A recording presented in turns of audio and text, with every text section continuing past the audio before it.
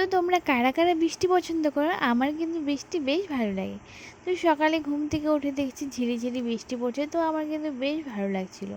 তারপরে দেখো বৃষ্টিতে হাতগুলো দিচ্ছিলাম, হাতেও পড়ছিলো, বেশ ভালোই লাগছিলো। তারপরে দেখো সকাল সকাল বরমশাই বর্ষার প্রথম জোড়া ইলিশ আনলো বাড়িতে।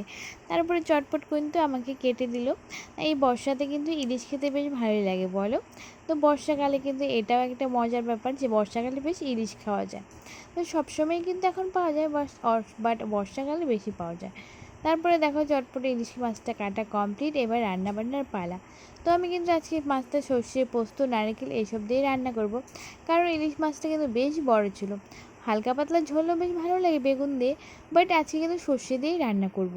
আর আজকে কিন্তু রেসিপিটা তোমাদের সাথে শেয়ার করতে পারলাম না, কারণ আজকে আমি বেশ তাড়াহুড়ো ছিল বেশ আজকে। তার কারণ আজকে আমাদের দাদা এসেছিলো, বাংলাদেশের দাদা। তো ওর জন্য কিন্তু আমার বেশ তাড়াহুড়ো ছিল, তো তোমাদের সাথে শেয়ার করতে পারলাম না রেসিপিটা।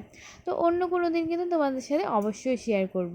তারপরে বরমশাই মিষ্টি এনে দিল, আমি কিন্তু রাঁধতে রাঁধতে চটপট মিষ্টিটা খেয়ে নিলাম। আর রান্নাবান্না কমপ্লিট করে খাওয়া দাওয়া করে আমি বিকালে একটু হাঁটতে গেছিলাম। তারপরে ঘরে এসে কিন্তু বিকেলবেলা আমি আর পারো দুজনে মিলে ম্যাগি খেয়ে নিলাম। ম্যাগি বেশ